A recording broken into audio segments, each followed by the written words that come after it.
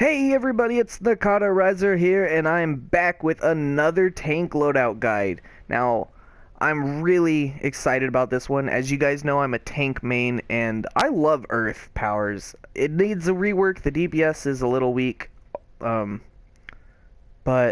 I feel the tanking's in a really good spot right now. I feel as a tank, it fits what it needs to do perfectly. It's a hella beast of a tank. I love Earth. So we'll go right into it.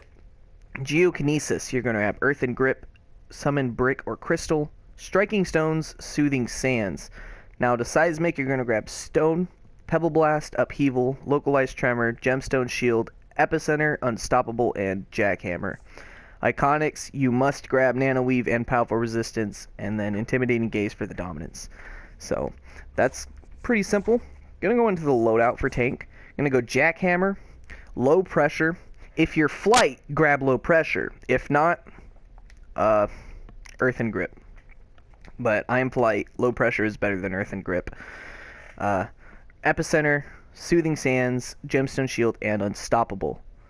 I'm gonna talk about the differences between pet tanking and non-pet tanking before I really get into the mechanics of everything. Now, pet tanking is good. This is more viable. This is better for raids, what I'm doing right here. Non-pet tanking is good. Pet tanking is good for alerts, soloing. All the whole point of the pet is to save you power, but you give up utility because you have to have Summon Brick on your bar and you have to have Fortified Golem, which don't do anything except for your pet.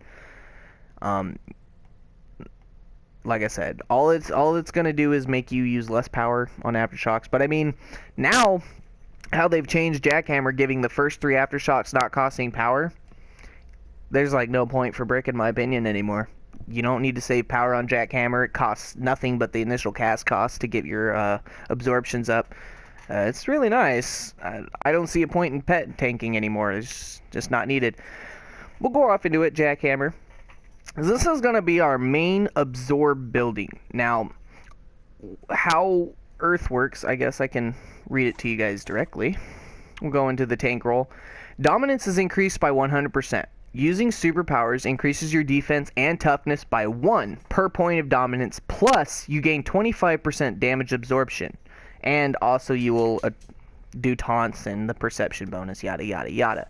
And what that means is, as you guys know, as an ice tank, when you hit a power, it pretty much gives you 90% defense. As a fire tank, when you hit a power, it gives you 65% bonus health and 80% healing received. You know, that's how that works. Well, Earth gets a 25% damage absorption and a little bit of defense.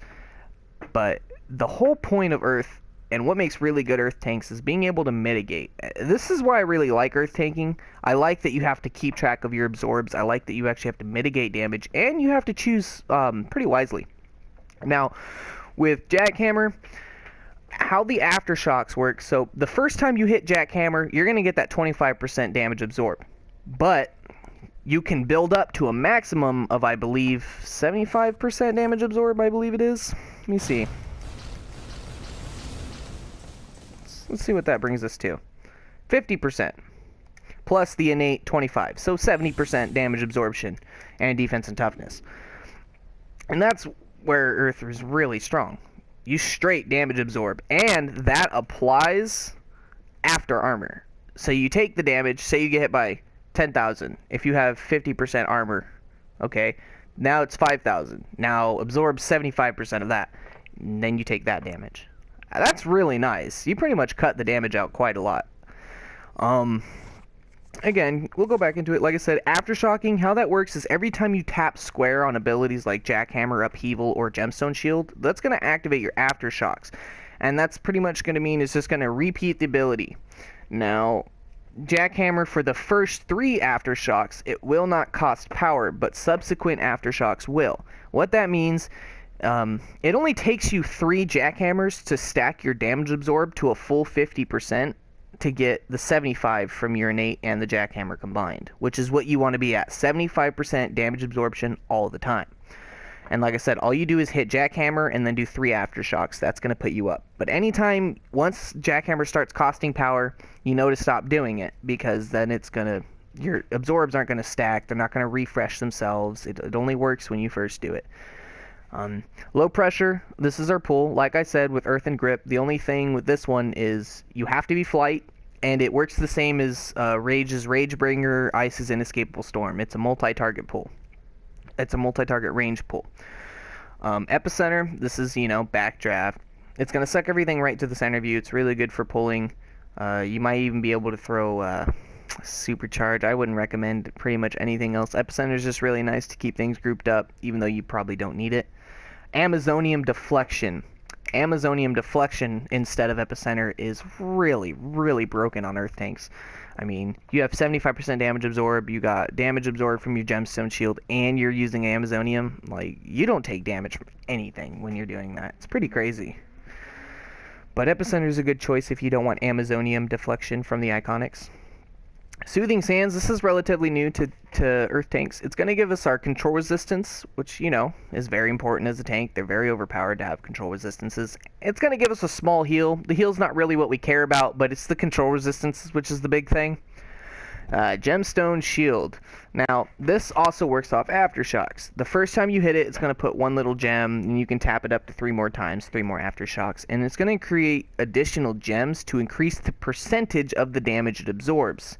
And the last Aftershock you do, when he completes it, he'll do like a clap for some precision damage. That's pretty much all it is there. A little tip with Gemstone Shield, though. Not a lot of people know. I notice a lot of people will do this, and they'll just stack up Gemstone Shield to full. Well, think about it this way. Yeah, we have 100% damage absorb, but Gemstone Shield is always, no matter if you're at 1 tick, 2, 3, or 4, Gemstone Shield is always going to absorb the same base amount of damage total. Meaning, if you stack Gemstone Shield 4 times, it's absorbing 100% of the damage. If Gemstone Shield's only going to block, say, 2,000 total damage, and you put it at 4 stacks, you're going to take no damage until you hit the 2,000, but that means it's going to break faster because it's absorbing more damage. Now, the trick with Gemstone Shield is once you have your power interactions up, you hit it, say, twice. I would say 2 or 3 times most of the time. 2 times is going to get you about 60% damage absorb, and what that's going to mean is it's going to make you overall more tanky because your Gemstone Shield isn't absorbing all the damage. It's letting some go through, which means it's going to last longer, which also means instead of you just being invincible like an ice tank, that's not what we're about. We're about mitigating as much damage as possible because, we're not going to be straight as tanky as an ice tank if we just hit a fucking power. We need to mitigate the Gemstone Shield because it's going to add more absorb on top of us, meaning, and say an ice tank hits a power, right?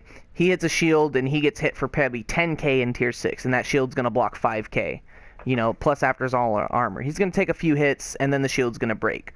But with Gemstone Shield, if I only put, say, 2 stacks on it and I have all my jackhammers built up, my shield's going to last a hell of a lot longer, and to be honest with you, I'm probably going to be taking less damage than that ice tank.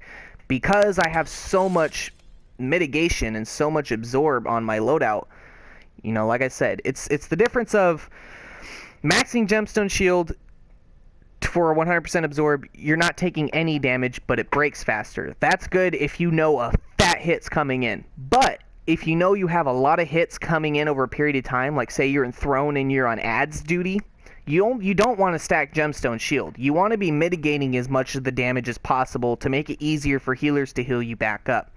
Maxing Gemstone Shield is not always the smartest decision. The whole point of maxing it is a big hit's going to come. It's probably going to kill you because you're low health and your healer's probably knocked out or for whatever reason. You just know the boss is going to hit you really hard. That's when you want to max Gemstone Shield, if you know you need it to survive. But otherwise, I would recommend only putting 2 or 3 points in it. You rarely ever want to cap out your Gemstone Shield.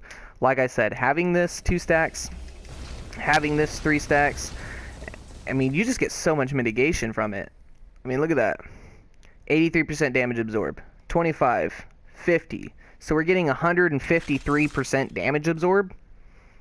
not counting our armor, like, that's pretty intense. I mean, if you think about it, that's a really intense amount of damage mitigation. So, I feel like that alone makes Earth better than Ice. Now, onto the last one, Unstoppable. This is going to daze enemies. This is a control effect. Jackhammer does more damage on dazed enemies, so if you want to do a little bit more damage with Jackhammer, hit Unstoppable and then do it. That's pretty much Earth tanking, guys. The big tips that I could give you was the Gemstone Shield. Like, comment, subscribe. Let me know what you guys want next. I am most likely going to be releasing content run and commentary videos on all the loadout guides I've been doing, so you guys can see them in action and see what I mean when I'm telling you these things. So if I don't make enough sense in the loadout guide to you guys, which I'm trying my best to convey what I'm trying to get done here, if that makes sense, doesn't make you more confused. But when I run the actual content runs with you guys, you'll be able to see then what I mean by me commentating on how I'm doing it as it's happening.